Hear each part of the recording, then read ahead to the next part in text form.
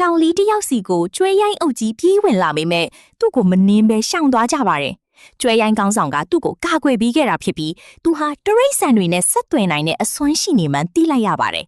ဒီအစွမ်းတွေဘလို့ရလာလဲဆိုရင်အရင်ရက်ကသူနဲ့ချင်းသီးကြီးတစ်ကောင်ထိတ်တိတ်တွေ့ချိန်မှာသူကတနက်ကိုချပြီးရံမမှုချောင်းပြသခဲ့ပါတယ်ဒါပေမဲ့သူ့အဖေကအဝေးကနေချင်းသီးကိုလှမ်းပစ်လိုက်တဲ့အတွက်ဒေါသထွက်သွားတဲ့ချင်းသီးကသူ့ကိုကိုက်ချီသွားပါတယ်သူတီတော့မယ်လို့ထင်ထားချိန်မှာချင်းသီးရဲ့သွေးတစ်စက်ကသူ့ထံရတဲ့ဝင်သွားပြီးမျိုးဗီဇပြောင်းလဲသွားကအံ့ဖွယ်စွမ်းအားတွေရရှိခဲ့တာပါသူ့အိမ်ပြန်ရောက်တော့ချင်းသီးကြီးရဲ့ခေါင်းကိုအဖီဖြစ်သူကနိုင်ငံမှာချိတ်ထားတာမြင်လိုက်ရလို့အဖီနဲ့ရန်ဖြစ်ပြီးအိမ်ပေါ်ကနေဆင်းခဲ့ပါတယ်အဲ့ဒီနောက်သူ့ရဲ့အစွမ်းတွေကိုစမ်းသပ်ကြည့်တဲ့အခါကြားတိတကောင်လိုမြန်ဆန်စွာပြေးနိုင်ခြင်းအလွန်မြင့်မားစွာခုန်နိုင်ခြင်းနဲ့လင်းယုံငှက်လိုအဝေးကြီးကိုရှင်းလင်းစွာမြင်နိုင်စွမ်းတွေရှိနေတာကိုတွေ့ရပါတယ်ရုတ်တရက်တနက်တန်ကြားလို့လင်းယုံမျက်စိနဲ့လှမ်းကြည့်လိုက်တော့မုတ်ဆိုးတွေကကျွဲရိုင်းတွေကိုတတ်နေတာတွေ့လိုက်ရပါတယ်သူအမြန်ပြေးသွားပေမဲ့သူ့အသက်ကိုကယ်ခဲ့ဘူးတဲ့ကျွဲရိုင်းကောင်းဆောင်တီးဆုံးသွားခဲ့ပါပြီ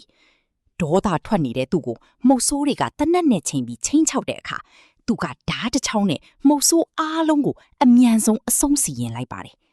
အဲ့ဒီအချိန်ကစပြီးအပြစ်မဲ့တရိတ်ဆန်တွေကိုကာကွယ်ပေးမယ်လို့သူဂတိပြုခဲ့ပါတယ်